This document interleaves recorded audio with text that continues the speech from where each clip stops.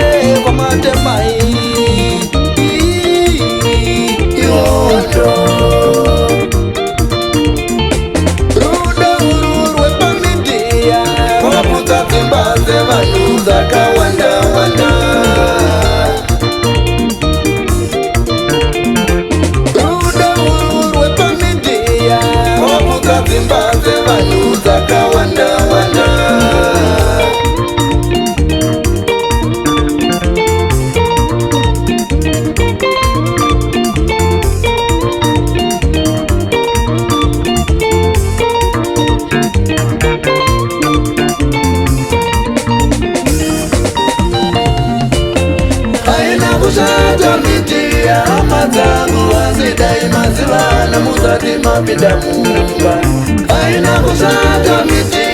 matagu wasidai mazivana muzadi mapindamu.